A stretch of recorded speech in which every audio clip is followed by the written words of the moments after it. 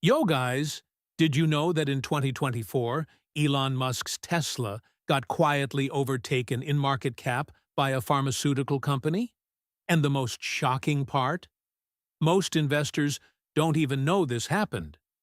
While everyone was screaming about Nvidia, while everyone was glued to Tesla's robo-taxi event, while Wall Street analysts were debating AI bubbles, a 148-year-old drug company from Indianapolis silently crossed the $1 trillion market cap line. I'm talking about Eli Lilly, ticker LLY. And listen, Wall Street already knew. Goldman Sachs knew. JP Morgan knew.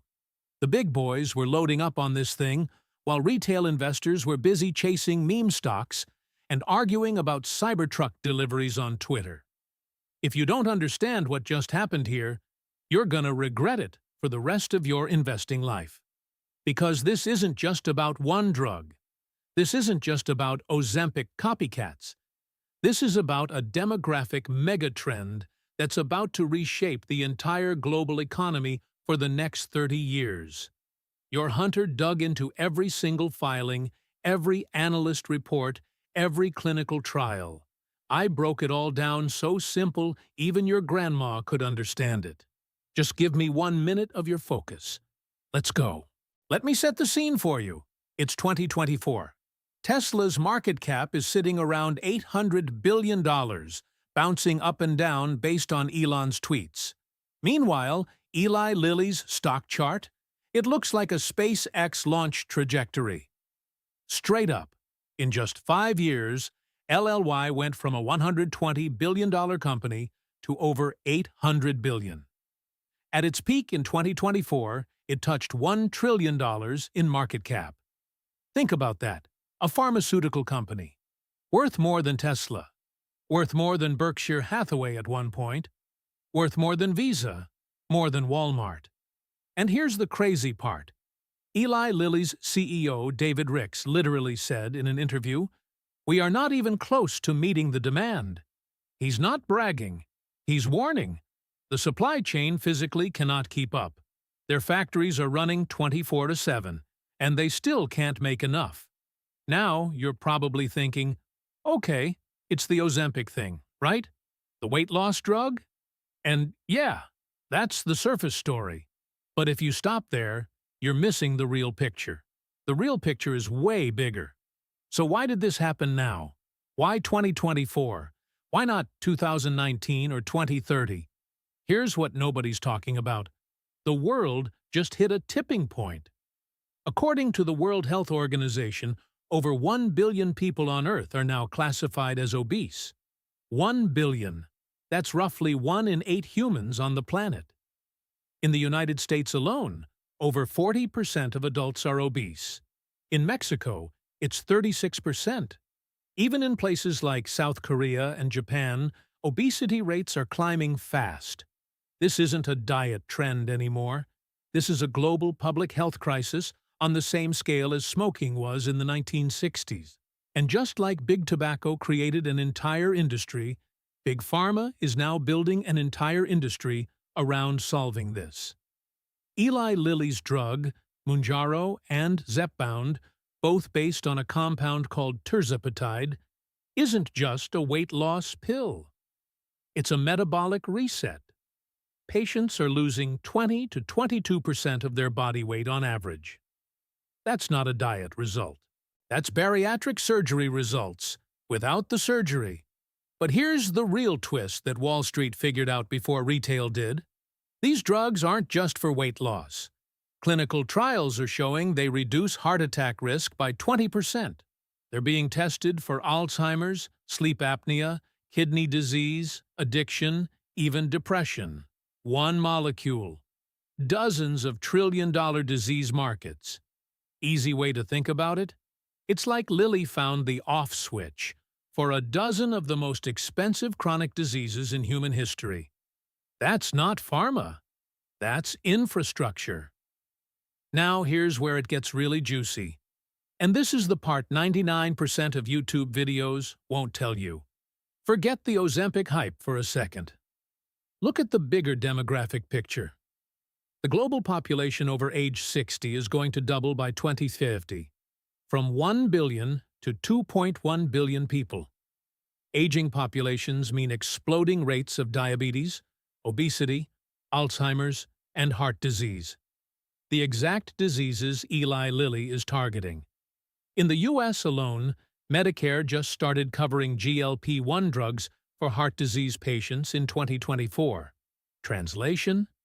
The U.S. government is now writing the checks. When the government becomes your customer, your revenue isn't a trend. It's locked in for decades. Goldman Sachs estimates the GLP-1 drug market alone will hit $130 billion by 2030. J.P. Morgan thinks it could be even higher. For comparison, the entire global smartphone market is around $500 billion. We're talking about a single drug category that's a quarter of the smartphone industry. And Eli Lilly controls roughly half of this market, with Novo Nordisk taking the other half. It's basically a duopoly. Two companies controlling a $130 billion market, with massive barriers to entry. You think some startup is going to catch up? It takes 10+ years and billions in R&D to get a competing drug approved. This is what we call a structural moat. Lilly doesn't just have a hot product. They have a 10-year head start in a market that's literally aging into their hands. Let me hit you with the actual financial numbers, because this is where it gets insane. First, revenue growth.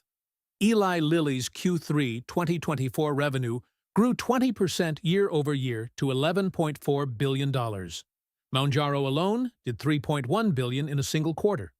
Zepbound, which only launched in late 2023, already did $1.3 billion in Q3 2024. That's a brand new drug doing over $5 billion annualized in its first full year. Second, margins. Eli Lilly's gross margin is sitting around 81%, operating margin around 40%. For comparison, Tesla's operating margin is around 7%. Apple's is around 30%. Lilly is printing money at software company margins. Third, the pipeline. This is the kicker.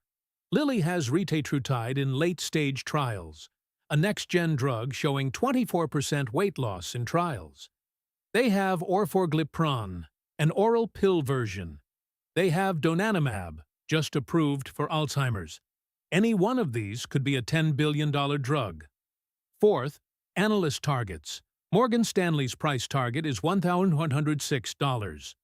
Bank of America raised theirs to $1,150. Some analysts are modeling LLY revenue to triple by 2030. Triple, from a $1 trillion company. So when retail investors are debating whether Tesla will hit $300, the smart money is quietly building positions in a company that has structural tailwinds for the next 30 years. All right, so how do you actually ride this wave? Your hunter dug up 3 specific plays. Play number 1, Eli Lilly Direct. The pure play. If you believe in the thesis, this is the cleanest exposure. PE ratio is high, around 60. But if revenue triples by 2030, today's price is going to look cheap. Just understand the volatility. This stock can drop 15% in a week on a single trial result. Play number 2, Novo Nordisk, the other half of the duopoly. The Danish company that makes Ozempic and Wegovy. Slightly cheaper valuation, similar tailwinds. If you want diversified GLP-1 exposure, owning both makes sense. Play number 3, iShares Biotechnology ETF or XBI. If you don't want single stock risk, biotech ETFs give you exposure to the entire weight loss revolution, including the smaller players developing next-gen drugs. Less explosive, but way safer. Play number 4, the picks and shovels. Companies like Catalent and Thermo Fisher that manufacture and supply the pharma giants. When everyone's mining for gold, sell shovels. These suppliers benefit no matter which drug wins. Of course, you gotta know the risks. Compounded GLP-1 alternatives from telehealth companies are cutting into prices. Patent cliffs are real. Tirzepatide's patent expires in the 2030s. And if a competitor like Amgen or Pfizer cracks an oral version first, the game changes fast. High valuations also mean any miss gets punished hard. This isn't a set-it-and-forget-it stock. You need to watch it. Let me wrap this up. While everyone was distracted by Tesla drama and Nvidia hype, Eli Lilly quietly became one of the most valuable companies on Earth. And this isn't a flash in the pan. This is built on the most powerful demographic and health megatrend of the 21st century: global aging, obesity epidemic, and a once-in-a-generation drug platform that's reshaping how we treat dozens of chronic diseases.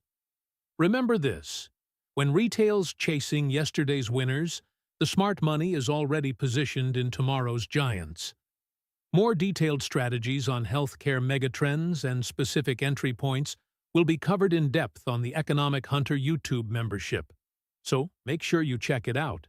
If this video helped you, drop a like and leave the tickers you want me to break down next in the comments. I'll analyze them in the next video. I'll keep bringing you money-making information like this every single day, broken down simple. Hit subscribe, hit like, and let's get rich together. Your Economic Hunter, signing off.